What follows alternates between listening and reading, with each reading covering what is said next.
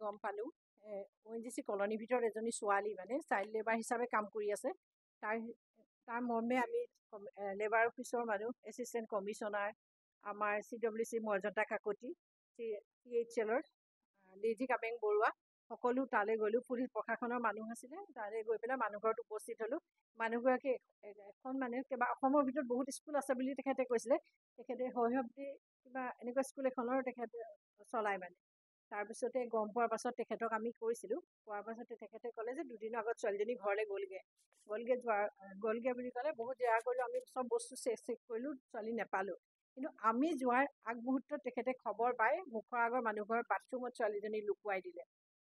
আমি মানুহগৰাকীক অফিচলৈ লৈ আহিব খুজিছিলোঁ, কিন্তু অকণমান নহাৰ পিছত গম পালোঁ যে মানুহঘৰে আমাক ক'লে যে ছোৱালীজনী বাথৰুমৰ ভিতৰত আছে। তো ছোৱালীজনীক আমি এতিয়া আমাৰ CWCৰ ওচৰত প্ৰডাকশ্যন কৰিম। প্ৰডাকশ্যন কৰাৰ পাছতে তাইক আমি CCIলৈ পঠিয়াই দিম। FIR হ'ব। মানুহগৰাকীৰ নামটো আছিলে পূৰবী বৰুৱা, আৰু মানুহজনৰ নাম আছিলে দীপক দেউৰী।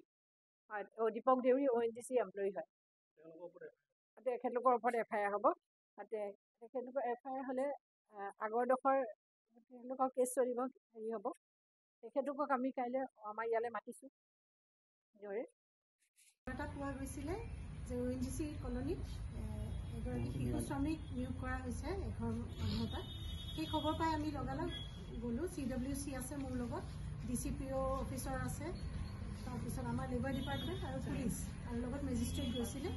আমি গোটেইখিনি একেলগে গৈ পূৰবী বৰুৱা বুলি এঘৰ, কোৱাৰ্টাৰ নম্বৰ B149 ONGC কলনীৰ ভিতৰত, তেওঁৰ ঘৰত আমি প্ৰথমতে ছোৱালীজনী লুকুৱাই দিলে। বহুত কৰাৰ পিছতো তেওঁ বিভিন্ন ধৰণৰ কথা কৈ ছোৱালীক আমাক মিছলিড কৰিব চেষ্টা কৰিছিলে। কিন্তু তাৰপিছত আমি এটা সময়ত বহুত দেৰি লগাৰ পিছত এটা সময়ত প্ৰতিবেশীৰ ওচৰত আমি এই ছোৱালীজনীক উদ্ধাৰ কৰিছোঁ। তেওঁ বাথৰুমত লুকুৱাই ৰাখিছিল।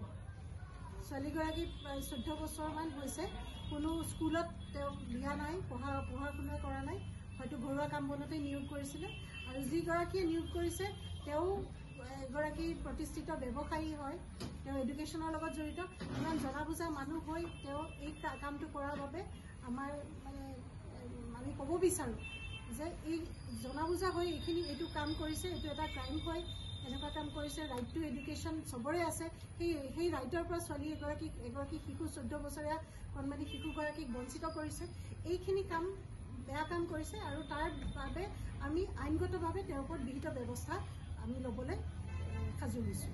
আৰু বাকী তাত থকা বাকী সকলোকো কওঁ, কাৰণ কেতিয়াবা যদি তেনেকৈ গম পায় তেনেহ'লে 1098ত ফোন কৰি খবৰটো যাতে জনাওঁ। কোনো শিশুৰ যাতে শৈশৱটো শেষ হৈ নাযায়। 1098ত কল কৰিলে আপোনাৰ আইডেণ্টিটি ৰিভিল কৰে নেকি? আইডেণ্টিটি ৰিভিল নকৰে, খালি খবৰটো দিলেই হ'ল।